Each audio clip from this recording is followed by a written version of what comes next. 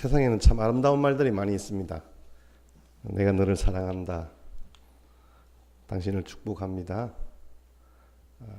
행복하세요. 우리 참 기뻐요. 이런 말들이 참 너무 듣기 좋고 좋은 것 같아요.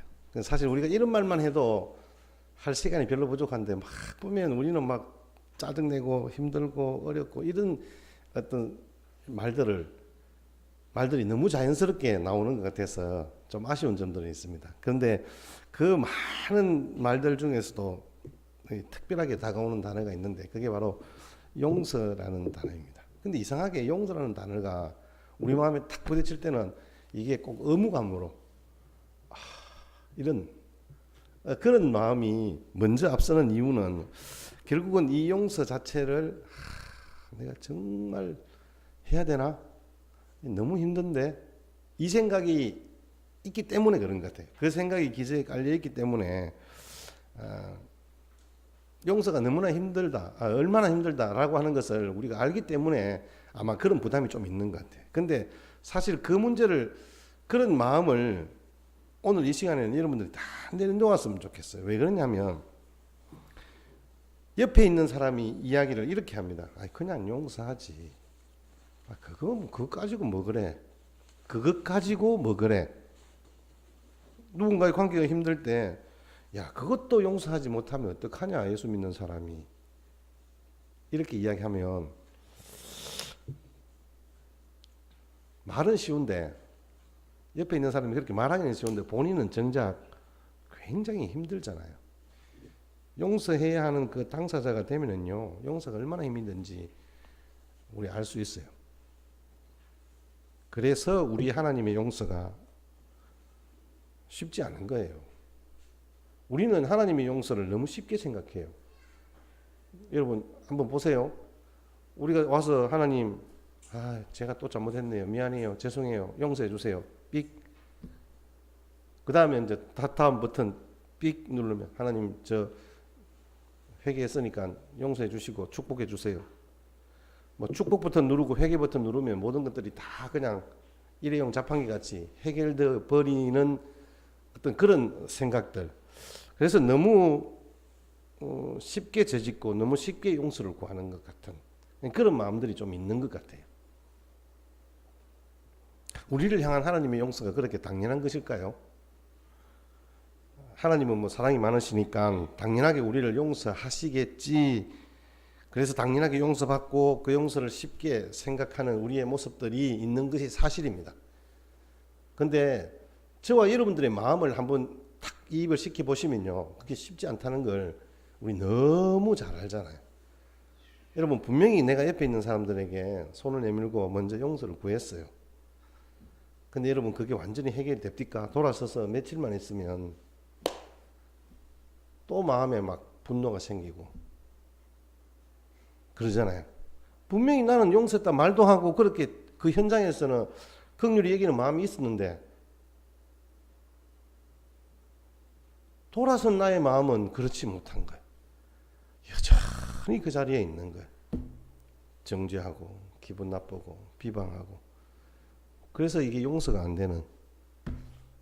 그래서 저는 오늘 이 십자가에 대해서 생각해 보면서 지난주에는 우리 한 영혼을 향한 그 십자가 사랑에 대해서, 오늘은 멀리서도 보이는 용서의 나무가 십자가입니다라는 그런 마음의 고백을 담아서 저와 함께 말씀 가운데로 같이 함께 들어가 보십시다. 여러분 오늘 이 누가복음 23장에서는 예수님이 두 강도와 함께 십자가에 골고다 언덕에서 십자가에 못 박혀 죽으셨어요. 못 박히셨어요 지금 상황에서. 근데 지금 한 강도가 예수님을 비방하고 한 강도는 예수님에게 용서를 구합니다. 근데 그런 용서와 정죄 전에 예수님께서 십자가에 달리시면서 가장 먼저 하신 말씀이 바로 오늘 이 34절 말씀이에요. 우리가 흔히들 이야기하는 것처럼 가상칠언, 십자가 상에서 예수님이 하신 7마디의 말씀 중에서 제일 먼저 하신 말씀이 바로 오늘 이 말씀이에요. 자, 하시더라까지만 같이 함께 우리 읽겠습니다. 시작. 이에 예수께서 이르시되 아버지 저들을 사하여 주옵소서 자기들이 하는 것을 알지 못함이니이다 하시더라. 아멘. 예, 그렇습니다. 예수님은 우리의 죄를 용서하시려고 십자가에 못 박히셨습니다. 예수님께서 십자가에서 우리 모두의 죄를 대신해서 죽으셨습니다. 예수님은 십자가상에서 하나님께 우리의 죄를 용서하여 달라고 부탁하고 계십니다. 우리는 우리에게 못되게 구는 사람들을 향하여서, 나를 해치려고 하는 사람들을 향하여서 용서하기는 쉽지 않습니다. 하지만 오늘 예수님은 보니까 자신을 핍박하고 저주하고 괴롭히고 비방하고 멸시하고 모욕하는 이들을 향해서 하나님께 눈물의 용서를 구하고 있는 거예요. 우리가 보통 예수님이 십자가에 못 박히신 후에 하신 이 말씀들 가운데서 오늘 이 말씀이 예수님이 우리 인생들을 향하여서, 아니 거기에 있는 그 십자 골고다 언덕에 모여있는 그 수많은 무리들이 있습니다. 예수님을 따르던 이들도 있고, 예수님을 죽이려고 그렇게 계략과 모략을 꾸미는 대제사장과 서기관과 바리새인들이 있고, 예수님의 그 죽음에 함께 슬퍼했던, 같이 함께 3년을 동고동락했던 여자들과 제자 요한이 있습니다. 이 모든 이들을 향해서 예수님이 그렇게 기도하시는 거예요. 아버지 저희의 죄를 사하여 주옵소서.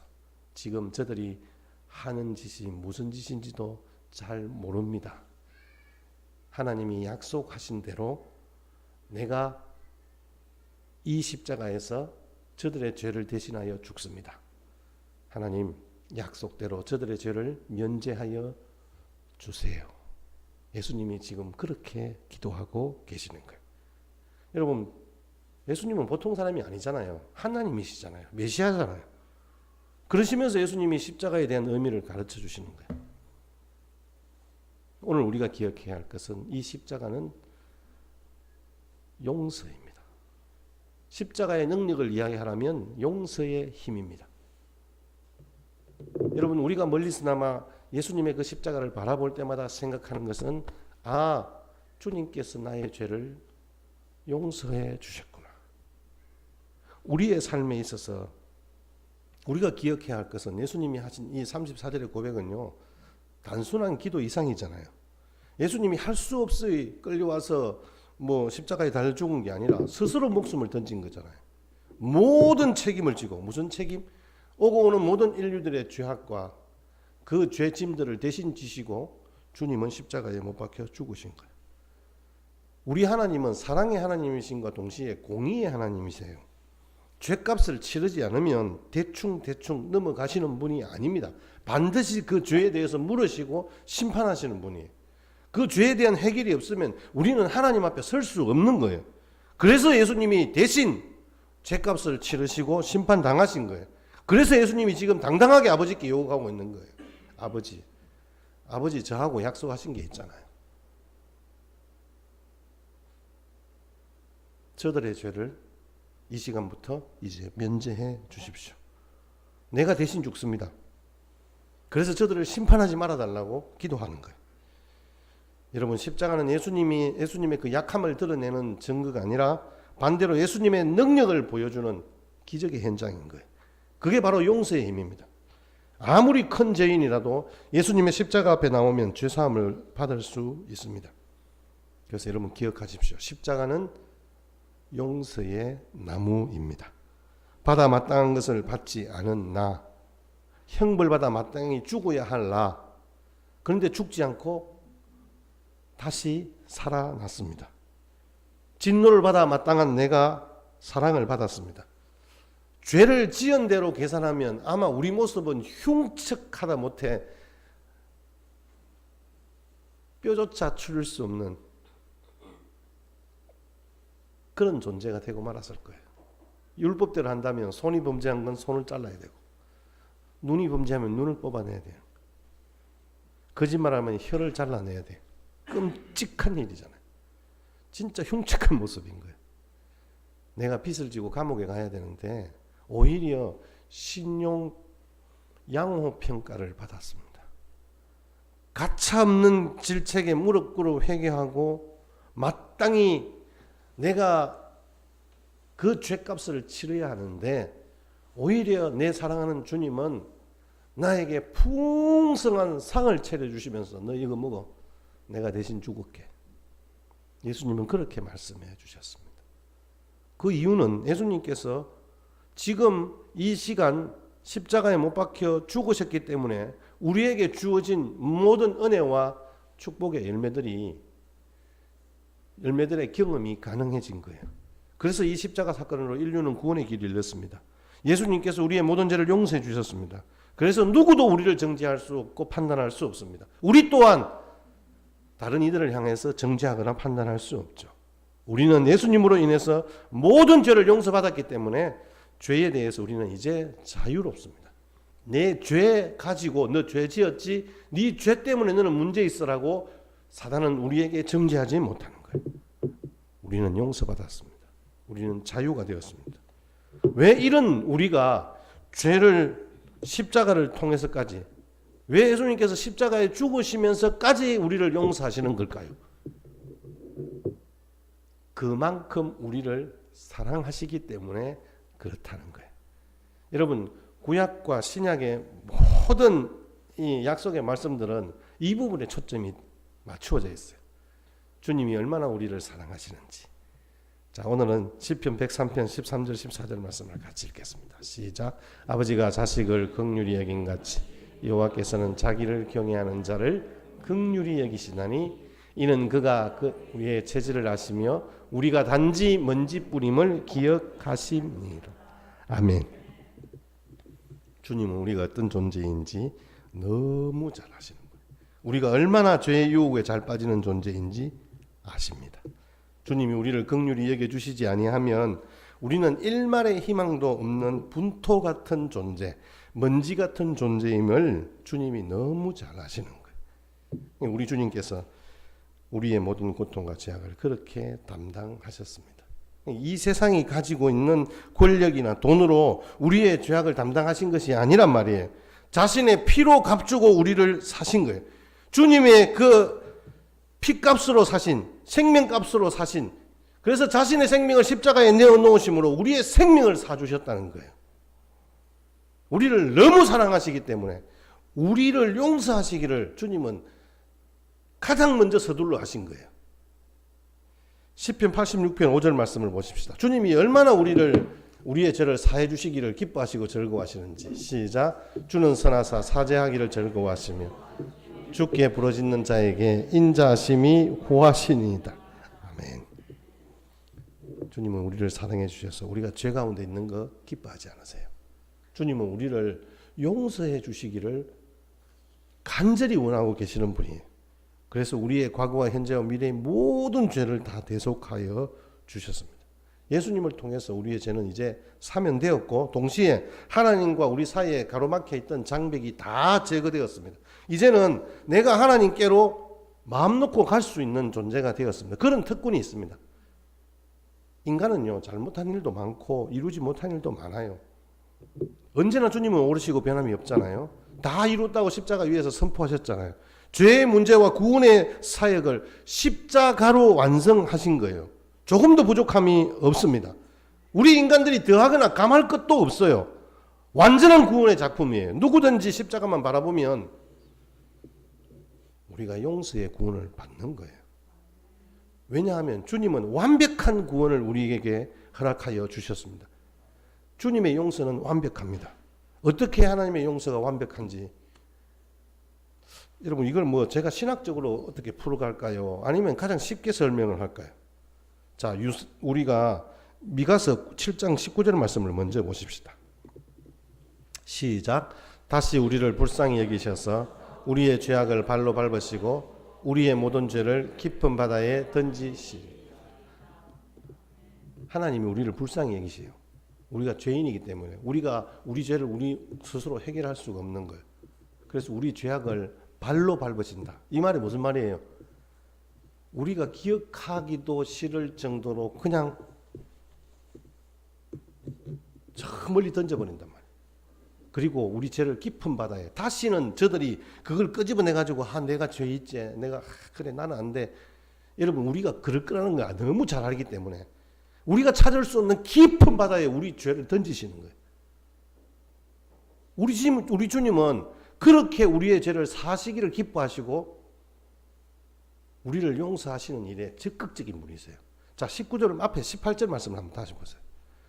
주와 같은 신이 어디니까 주께는 죄악과 그 기업에 남은 자의 허물을 사유하시며 인애를 기뻐하시며 진노를 오래 품지 아니한다.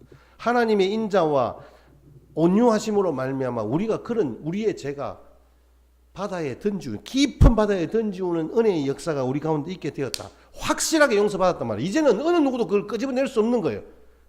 완벽한 용서의 은혜가 우리 가운데 주어졌다는 말씀이에요. 지난날의 모든 죄 다 용서하시고 허물과 잘못은 책장을 넘기듯이 넘겨버리고 진노의 채찍을 거두어 주신다는 말씀이에요.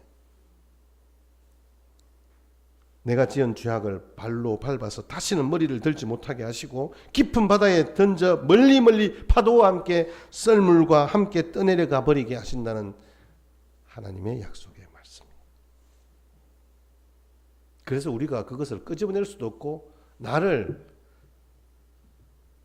팔아먹은 사단이 다시 우리에게 자기가 값주고 나를 다시 사겠다? 살 수가 없어요. 왜 살 수가 없는지 아세요? 제가 일부 예배 때 물장 가지고 이야기했는데 이게 얼마짜리예요? 이게 얼마짜리인지 아세요 혹시? 노아야 이거 얼마짜리야?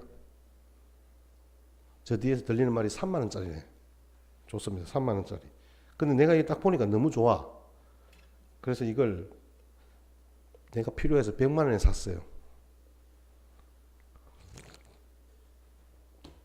100만 원에 샀는데 노아가 자기도 가지고 싶어. 목사님 제가 저 스타벅스 가보니까 3만 원에 라떼라고 붙여져 있는데 제가 3만 5천 원 드릴 테니까 저한테 파세요. 그러면 제가 노아에게 팔까요 안 팔까요? 여러분 제가 노아의 사랑을 그렇게 약하게 보시면 안 됩니다. 노아에게는 팔겠죠. 그런데 자기 아버지한테는 제가 얼마를 더 받아야 될까요? 적어도 100만 원을 받겠죠. 아무리 못해도 내가 100만 원 이상은 받아야 안 되겠습니까? 그죠? 내가 이거 100만 원 주고 샀는데. 여러분 사단에게서 사로잡혀 있던 나를 예수님이 샀어요. 나를 내 죄값으로 샀단 말이에요. 죄값이 얼마예요? 1억? 2억? 예수님의 생명값이잖아요. 예수님의 생명값으로 산 거잖아요. 나를. 그런데 여러분 사단이 감히 살려고 덤빌 수 있겠습니까?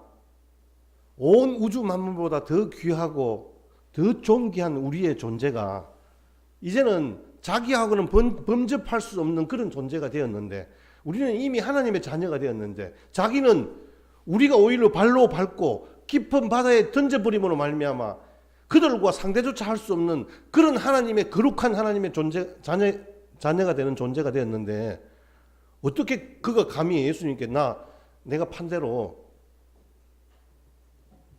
다시 산다? 예수님이 팔겠어요? 그렇기 때문에 우리는 다시는 우리의 죄를 정죄할 수 없는 거예요. 사단이. 우리는 어느 누구도 입댈 수 없는 완벽한 구원을 받은 하나님의 자녀임을 기억하시기를 주의 이름으로 축복합니다. 이사야 선지자가 강조하고 있는 점도 마찬가지예요. 이사야서 1장 18절 말씀 우리가 너무 잘 아는 말씀이죠. 같이 한번 읽겠습니다. 시작. 여호와께서 말씀하시되 오라 우리가 서로 변론하자. 너희 죄가 주홍 같을지라도 눈과 같이 이어질 것이요 진홍같이 붉을지라도 양털같이 희게 되리라. 아멘. 하나님은요 우리의 죄가 어떠한지 너무 잘 아세요. 그런데 주님이 죽으심으로 말미암아 우리의 존재는 주홍같이 붉은 죄가 눈과 같이 되었고요 진홍같이 붉은 죄가 양털같이 희게 되었다라고 우리에게 말씀하고 계신 거예요. 이게 저와 여러분들의 지금 하나님이 보시는 모습이에요. 하나님은 우리의 허물을 도말하시는데 깨끗이 없애주셨는데 그것이 그때 그런 흔적이 있었는지 없었는지, 죄가 있었는지 없었는지, 허물이 있었는지 없었는지 기억하지도 않는데요. 이사야 43장 25절 말씀에 우리에게 주시는 약속의 말씀이 그거잖아요.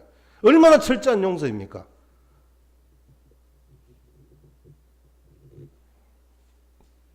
근데 여기 보세요. 나 곧 나는 나를 위하여. 너를 위해서가 아니라, 죄지은 너 죄책감 없애기 위해서가 아니라요. 우리 죄책감 없애기 위해서 하나님이 그렇게 계획하신 게 아니라, 하나님이 내가 너 구원하지 않으면 나 이제 못 산다. 내 새끼인데 내가 책임져야지. 이게 바로 하나님의 마음인 거예요. 사랑하기 때문에 용서하지 않고는 견딜 수 없는 게, 그것이 바로 하나님의 마음인 거예요. 그래서 하나님은 지워버리시고 이제는 기억도 안 하셔. 기억도 하지 않아요.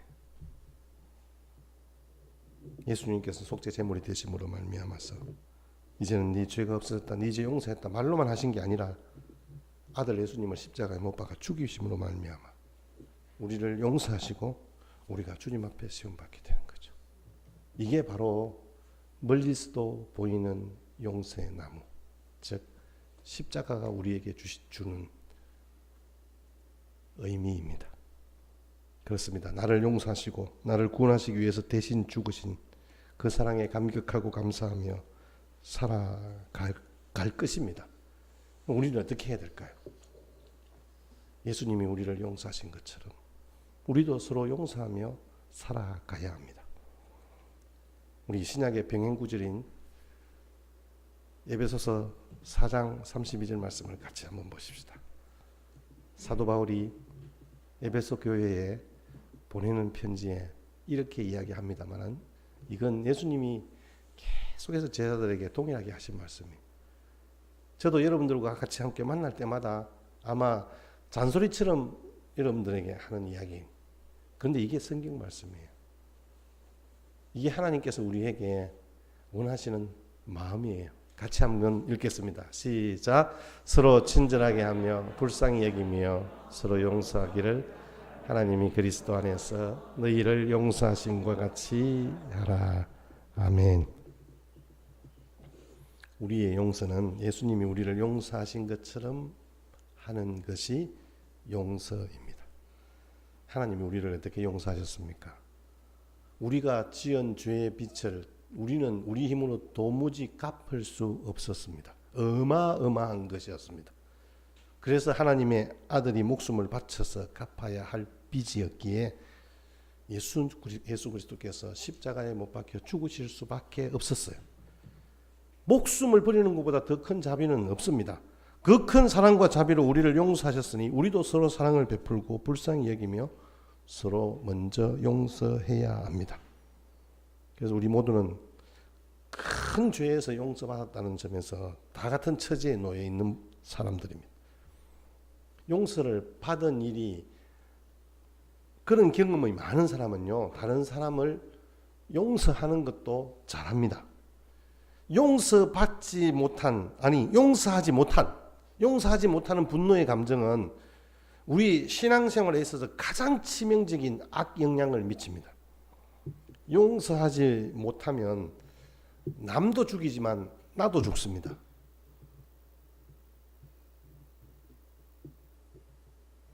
용서하지 못하는 사람은요, 하나님의 은혜를 온전히 경험할 수가 없어요.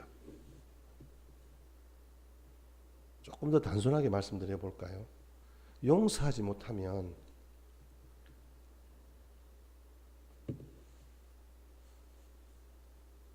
예수님을 온전히 믿음으로 고백하며 살아갈 수가 없는 거예요. 왜냐하면 그 용서의 문제가 해결이 안 됐는데 어떻게 내 죄가 용서되고 내가 하나님의 자녀가 된다는 말씀입니까? 예수님께서 십자가에서 우리의 모든 죄를 대신 지시고 죽으셨고, 하나님께서 그 사랑하는 독생자 예수님을 우리 위해 내어주셨다. 이 사실들이 아멘 되어지는 그런 믿음의 현장에서 우리가 하나님의 은혜를 누릴 수 있잖아요. 내가 다른 사람을 용서한다 할 수 없어요. 솔직히 이야기하면. 나는 그럴 만한 능력도 없고 그럴 만한 재간도 없고 그럴 만한 넉넉함도 내 가운데는 없어요. 근데 왜 목사님은 용서하라고 합니까? 하나님이 우리에게 용서할 수 있는 특권을 주셨기 때문에 그렇습니다. 사실 죄 많은 인간이 어느 누구를 용서한다는 것 자체가 주제넘은 일일 수도 있습니다. 사람이 너무 타락해서 부패해서 용서할 능력마저 없습니다. 그런데 성경은 용서라고 합니다. 용서할 수 있다는 것은 우리 인간에게 희망이 있다는 증거이기도 합니다. 너무 잘못한 일이 많아서 용서받을 일이 태산 같은데 아직도 누구를 용서할 수 있다? 이건 기적인 거죠. 성경이 우리 보고 용서하라고 하잖아요. 그러면 용서할 수 있다는 말이잖아요. 그럼 용서할 수 있는 능력을 주셨다는 말씀이잖아요. 그런 기적이 아직도 존재하는 거예요. 용서할 힘마저 상실할 정도로 타락한 인간이라면 우리는 영원히 절망할 수밖에 없는 거예요. 그래서 주님이 십자가에 죽으신 거예요. 우리는 그래서 나 위에 죽으신 예수님의 이름으로 용서하는 거예요. 내 감정으로 용서하는 것이 아니라, 내 생각으로 용서하는 것이 아니라, 나보다 잘못 사는 사람이 없는 것 같은데 그래도 내가 용서할 사람이 있다면 천만 다행인 것 아닌가? 이런 생각을 한번 해봅니다. 사람이 철저히 낮아지고 죽고 또 죽으면요, 용서할 사람이 없습니다. 용서할 사람이 없어지는 거죠. 자기보다 큰 죄인이 없다는 자각이 강렬해지면 용서받을 사람은요, 자기밖에 없음을 알게 되잖아요. 그러면 결국은 모든 것이 나로부터 출발되는 거예요. 나만 용서받으면 끝나는 거예요. 그래서 우리는 고백하는 거예요. 주님 앞에 나와서 하나님, 나 같은 죄인 용서하여 주십시오. 근데 나한테는 죄가 없고 네가 잘못이다라고 이야기하는 사람은요, 남을 용서할 수가 없는 거예요. 이래 되면 우리가 하나님 앞에 더 철저히 깨질 수밖에 없는 거예요. 어떤 사람들은 죽어도 용서할 수 없다는 사람이 있어요. 죽어도 용서할 수 없다. 제가 조금 전에 말씀드린 것처럼 다른 거 다 되는데 내가 저 사람만큼은 용서 못하겠다.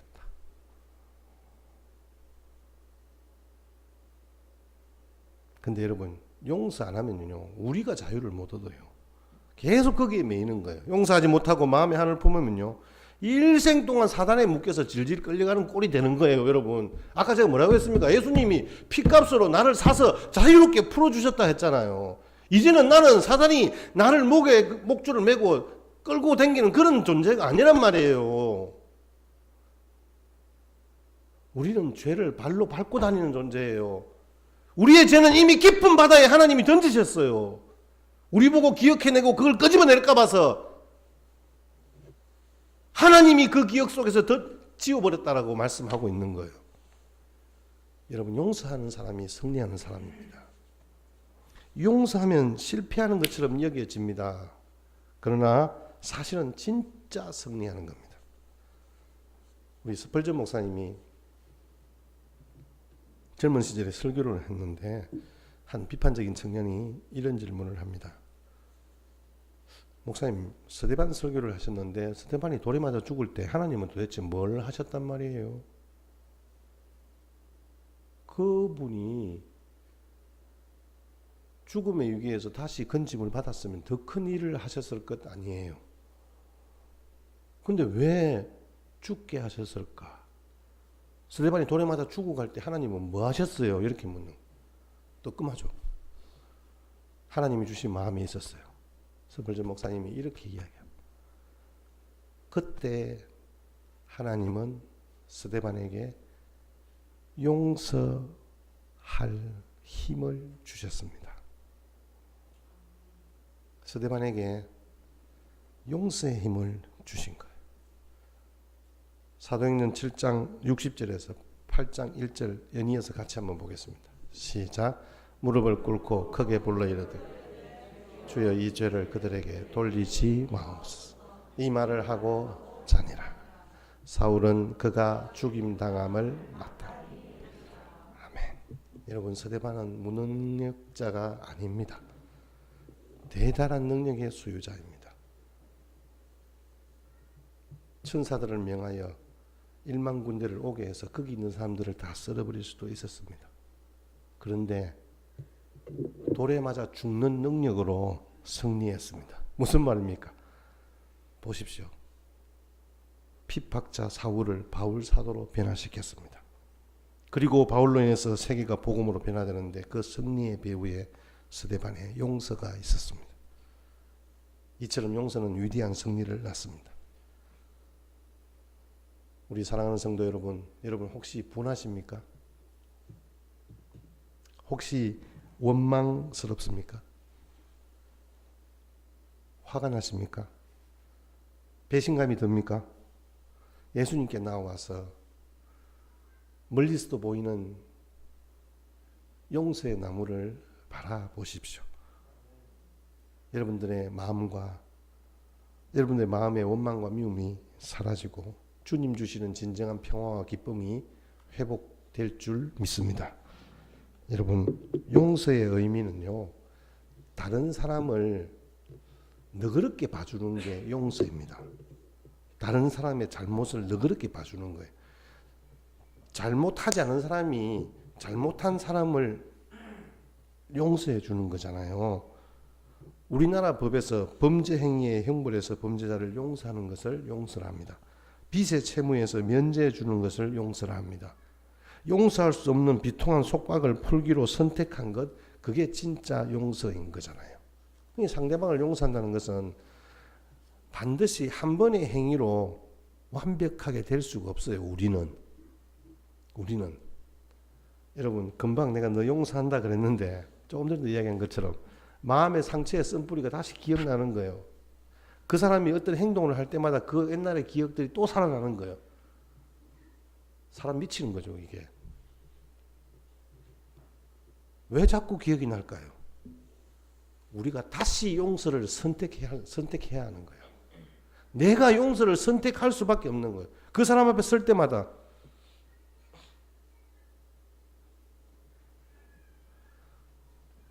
다른 사람들의 범죄와 악함을 보면서 감정적으로 미워하는 마음이 생기는 거 어쩔 수 없어요. 그걸 어떻게 우리가 그 정오심이 생기는 걸 어떻게 해요. 하지만 우리 그리스도인들은 죄는 미워해야 되지만 죄인을 미워할 수는 없는 거잖아요. 정죄하고 심판하는 것은 주님께서 하시는 거지 우리의 몫이 아니란 말이에요.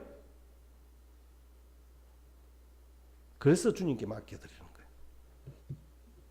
주님이, 십자가의 주님이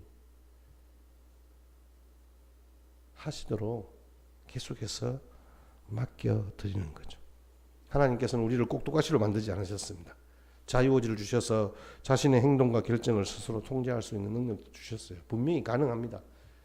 그래서 우리는 2번, 3번, 10번 계속해서 용서를 선언해야 합니다. 선택해야 합니다. 예수 그리스도의 십자가의 이름으로. 우리 조지 허버트라는 분이 이런 말을 했습니다. 다른 사람을 용서하지 못하는 사람은 자신이 건너야 하는 다리를 부수는 것이다. 우리가 하나님께로 가야 할 다리가 있는데 용서하지 못하는 사람은 그 다리를 부수는 격이 되는 거예요. 하나님은 우리의 모든 것을 다 아시잖아요. 그래서 우리는 용서의 다리를 내려서 주님께 우리의 진심을 아랠 때 해결되어지지 않는 미움의 문제가 주님 손에서 해결되는 것을 우리가 경험할 수 있을 것입니다. 여러분, 이지선 자매 아시죠? 교통사고로 전신 3도 이상의 화상을 입었습니다. 얼굴, 전신의 몸이 전부 다 나름대로 치료를 받았지만 흉측합니다. 얼마나 원망스럽고 미웠겠습니까? 그런데 이 이지선 자매가 용서라는 제목의 글을 이제 큐티집에 실었어요. 제가 이제 그걸 보면서 주님께서 우리 죄를 용서해 주시고 또 용서의 삶을 살아간다는 게 어떤 것인지에 대해서 잠시 생각을 해보면서 여러분들에게 소개를 합니다. 이지선 자매가 이렇게 이야기를 적었습니다. 제가 읽어드리겠습니다. 처음부터 제 마음은 저 이지선의 마음이 아니었습니다. 저는 그렇게 착한 사람이 아닙니다. 온몸에 화상을 입고 붕대를 칭칭 감고 이제 겨우 목숨을 건졌다고 마음을 먹기 시작할 때였습니다. 그런 제 입술과 제 마음에 용서라는 말을 담게 해주신 분은 분명 하나님이시라고 생각합니다. 사고 후에 보통 합의를 해달라고 가족들이 찾아온다고들 하는데 어느 누구도 찾아오신 적이 없습니다. 경찰에서 말하길 가족도 버린 사람인 것 같다고 불황자처럼 떠돌던 사람이 보험은 들어놓은 것이 신기하다고 했습니다. 사람들은 저희 가족이 바보 같다고 할지 모르겠지만 저희는 감사했습니다. 그분이 보험을 들어놓았기 때문에 치료비 걱정 안 하고 집도 안 팔고 지금까지 치료받을 수 있었고 또 어느 누구도 찾아오지 않았기 때문에 우리는 가해자가 있었다는 사실조차 잊고 지낼 수 있었습니다. 그래서 힘들고 어려웠던 시간에 누군가를 향해서 독을 품고 분을 내며 그 사람에 대해 계속 이야기하면서 미워하고 있다는 사실을 스스로에게 각인시키며 그를 저주하면서 나 스스로를 더 괴롭히는 일은 하지 않도록 하나님께서 은혜를 주셨습니다. 그리고 제가 주제 넘은 생각인지 모르지만 가족들과 따뜻하게 보내야 할 주일 밤에 혼자 소주 5병이나 마시고 운전을 했을 그분의 공고하고 마른 가슴이 참 가엾다라는 생각을 한다고 책에 쓰여져 있습니다. 그러면서 마지막 이 에베소서 4장 31절 말씀을 이렇게 기록해 놓으세요. 인자함으로 불쌍히 여기고 서로 용서하라. 우리 가운데 있는 모든 악독과 분냉과 떠드는 것을 버리고 서로 인자함으로 불쌍히 여기며 용서하라라고 말씀하고 있습니다. 여러분 정말 미워할 수밖에 없는 행동, 용서할 수 없는 말 있습니다. 여러분 근데 말입니다. 용서는 다시 한번 말씀드리지만 큰 사람이 작은 사람에게 해주는 거예요. 죄 짓지 않은 사람이 죄를 지은 사람에게 해주는 것이 용서입니다. 그래서 용서는 특권입니다. 모두가 다 하나님께 받은 사랑과 용서하심대로 우리에게 죄 지은 자를 용서할 수 있는 특권을 행사하는 그런 사람이 되었으면 좋겠습니다. 사랑하는 성도 여러분, 이제 우리 완전한 용서의 십자가로 승리의 삶을 이루셨던 주님처럼 우리도 용서함으로 이 땅 가운데서 그냥 잠시 화려하게 빛을 확 발하는 행성처럼 살아가는 삶이 아니라 사실 있는 듯 없는 듯 하지만 우리와 항상 같이 있는 달과 같은 항성처럼 언제나 항상 제자리를 지키는 항성처럼 그렇게 살아가는 우리 사랑하는 형제들, 성도들이 되었으면 좋겠어요. 우리가 서로가 서로를 용납하고 용서하고 연합하여서 주님이 부르시는 그 자리에 이르는 그날까지 우리의 죄악을 담당하시는 그런 예수님의 은혜와 축복이 충만하시기를 주의 이름으로 축복합니다. 우리 영상